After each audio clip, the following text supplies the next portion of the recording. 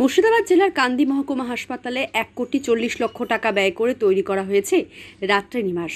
গত মাসে মুখ্যমন্ত্রী মমতা বন্দ্যোপাধ্যায় মুর্শিদাবাদ জেলা সফরে এসে যার উদ্বোধন করেছিলেন ভার্চুয়ালভাবে, সেই রাত্রি নিবাসকে আজ ফিতে কেটে প্রদীপ প্রজ্বলনের মধ্যে দিয়ে আনুষ্ঠানিকভাবে উদ্বোধন করা হলো।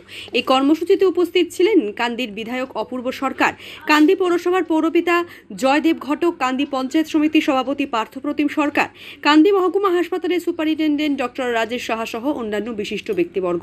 এই রাত্রি নিবাসে বাইরে থেকে আগত হাসপাতালে চিকিৎসারত রোগীদের পরিজনেরা থাকতে পারবেন স্বল্প মূল্যে, এবং এই রাত্রি নিবাসের সঙ্গেই থাকছে একটি ক্যান্টিন, যেখানে স্বল্প মূল্যে খাবার পাওয়া যাবে। আপাতত 30টি শয্যা বিশিষ্ট এই রাত্রি নিবাস উদ্বোধন করা হলো বলে জানিয়েছেন বিধায়ক অপূর্ব সরকার।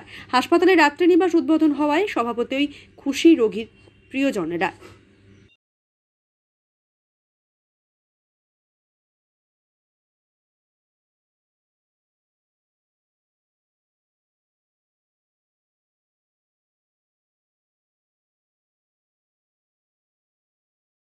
দেখুন, মুখ্যমন্ত্রী মমতা বন্দ্যোপাধ্যায় তার সরকারের মধ্য দিয়ে স্বাস্থ্য পরিষেবা আরো উন্নত করার জন্যে একদিকে যেমন প্রচেষ্টা করছে, আরেকদিকে রোগীর পরিবার তাদেরও যাতে কোনো অসুবিধা না হয় তার জন্যে একটা থাকার ব্যবস্থা, অত্যাধুনিক থাকার ব্যবস্থা।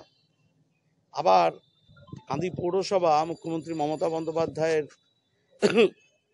সরকারের সহযোগিতায় 5 টাকা এখানে ডাল, ভাত, ডিমের ঝোল, সবজি এখানে খাওয়ার ব্যবস্থা আছে।